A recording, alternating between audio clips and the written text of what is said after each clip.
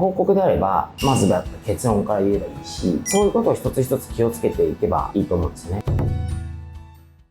本日なんですけども、怖い上司に萎縮しないで仕事する方法というのをお聞きしたいんですが、今20代、特に若手の社会人の方ですね、上司の方であったり先輩であったりとか、特に仕事のできる先輩上司に対して萎縮してしまってうまく質問ができなかったり、コミュニケーションが取りづらかったりとかっていうことがあると思うんですけども、そういった方たちに対してモンデ社長だったらどのようにコミュニケーションを取ったり円滑に仕事を回すためにされるのかなっていうのをですね、ちょっとお聞きしてみたいなと思うんですが、いかがでしょうか。ちょっと自分はですね、あんまりそういう場面がないのでわからないんですけど、一つはですね、自分のタイプと相手のタイプをちゃんと理解するっていうことが必要だと思うんですね。社長とメンバーと直属の上司とメンバーと、例えば同僚とか、それぞれやっぱりポジショニングが違うので、今回その自分のもう直属の上司、みたいな話だとすると、少なからずともやっぱりそのコミュニケーションは多少なりとも取るじゃないですか。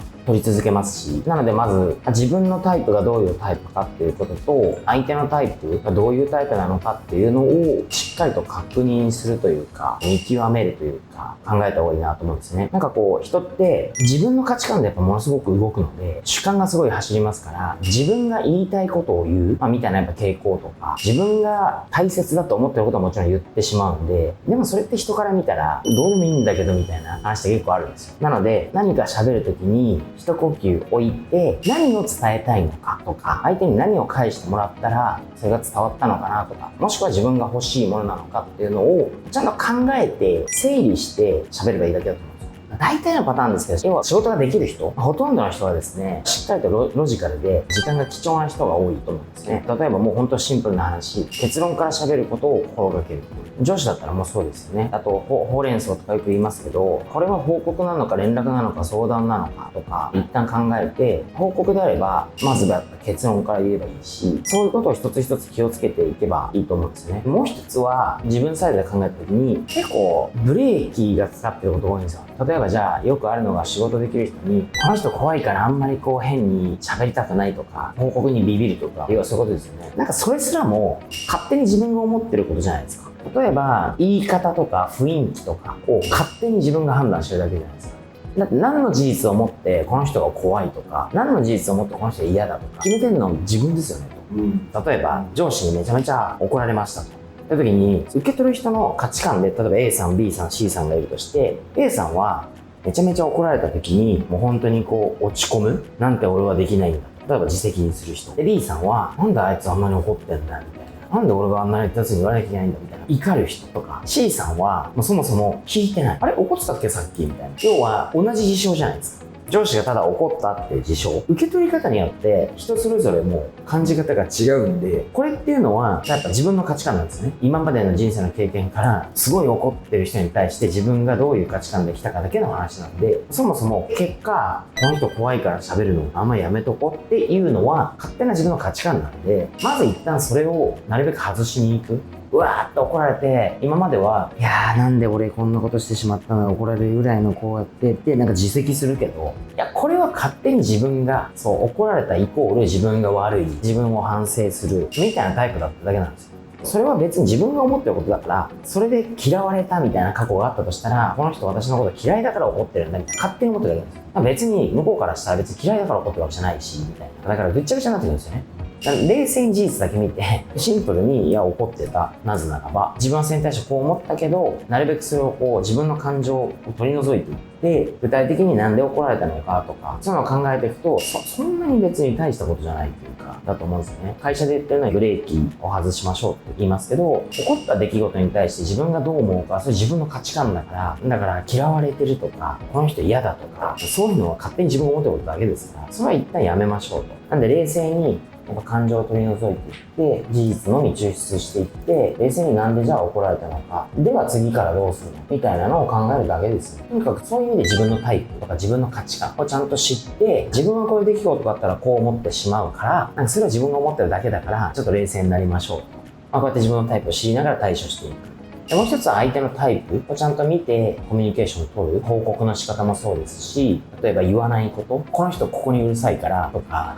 この人はここにじゃ好きだから、こういう雰囲気の時にこういうことはあんまり言わない方がいいとか、冷静に考えればいいと思います。例えば、こういうことありません？メンバーが、いや、A さんっていう上司さ、みたいな。ほんと機嫌がいい時は、何言ってもいいよとかってすげえラフに言ってくれるのに、機嫌が悪い時だけは、全部ダメって言うじゃん。すごい自分勝手で、上司としてありえないみんな言うじゃないですか。確かにそうかもしれませんと。上司としてはあんまり感情を出してやってはいけないかもしれないですけど、僕、そういうメンバーに言うんですよね。そうかもしれないけど、別に上司変われと思っても、あなた別に変えられないじゃないと。自分がどうするかですよねと。僕こう言うんですよ。じゃああなたですよと。今大好きな彼女がいますと。結婚したいですと。プロポーズしようと思ってますと。彼女の機嫌が悪い時にプロポーズします？しないです。ですよね、はい、と。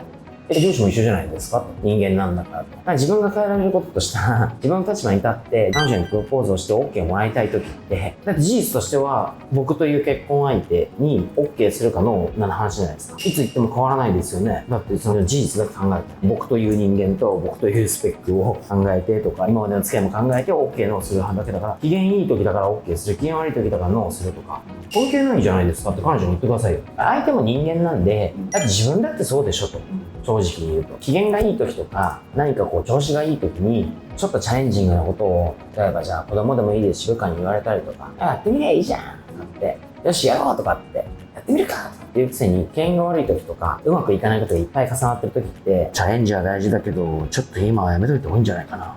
みんな言ってます。だから自分のことを棚に上げて、上司だけ機嫌が悪いから機嫌がいいからムカつくとか、何様だよとって思うんで、対人間として、だからこそ自分ができることは、自分は正論を言っています。それに OK 可能なんで、機嫌で判断しないでほしいですって言ってるだけですけど、自分も逆の立場に来た時には、若干感情が入ってたりとか、機嫌いい割であるじゃないですか。それを相手の感情を関係なくバンバン正論で責めるのはいいですけど、自分がしたいことって OK もらいたいとか、適切なフィードバックもらいたいとかだったら、その OK もらえるためにはどういう場面でどういうふうに伝えたらいいのかとか、どういうフィードバックが欲しいのかとかっていうのをちゃんと考えて、タイミングとか伝え方を考えればいいだけだと思うんですね。それができてくると、僕もそうなんですけど、怖い上司に喋りかけにくいとかは、そもそも上司部下だからコミュニケーション必要だし、その関係性の中で怖いとか喋りにくいとか思ったことは一回もないですよ。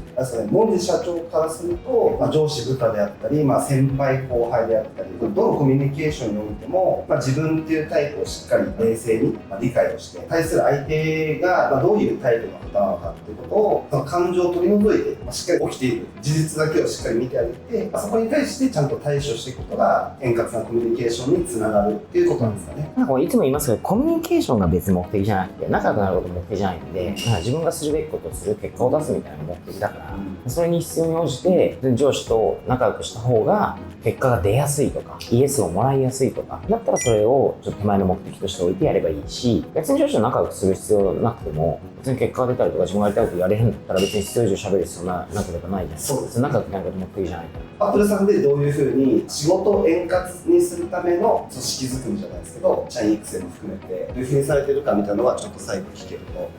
嬉しいんですけど、やっぱり先ほど言った通り、結局自分の価値観がある程度決めちゃってるだけで、決めつけがやっぱり多いんですよね。この人こんな人だ、あんな人だもそうですし、怖くないとか、まずは自分がどう思うかっていうことは変えられるので、自分の価値観みたいなものをちゃんと認識して、ちゃんと相手の価値観も尊重しながら、尊重っていうのは相手がどう思ってるか、どう考えるかっていうのを考えるとかそういうことですけど、必要なコミュニケーションを取っておく。とにかく自分が決めてることが多いんで、他人は全然そんなこと思ってないですよみたいなことを、ちゃんとこう確認しに行くというか、理解していくというか、そういうことがやっぱり大事だなと思って伝えてま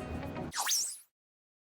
今日はありがとうございました。はい、じゃあ改めてになるんですが、怖い上司に萎縮しないで仕事する方法をまとめていただければと思います。まずしっかりやっぱ自分のそのタイプを認識しながら、自分の思い込みというのを冷静に分析する。そして相手のタイプ、どう言ったら伝わるか、どのような場面で伝えるか、フィードバックとかもらいたいのか、どうしたらそういうのもらえるかなと、ちゃんと相手のタイプを見ながら考えて喋るっていうことが大事。そしてなるべく結論からロジカルに話すっていうことが、仕事ができる人に対しては適切な対応かなと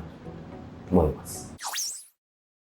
本日もご視聴ありがとうございました。この YouTube チャンネルでは、現場の様子、研修、イベント、ビジネスに役立つ情報など様々な動画を配信しております。ぜひチャンネル登録お願いいたします。そして最後に、この動画にもぜひいいねをよろしくお願いいたします。ありがとうございました。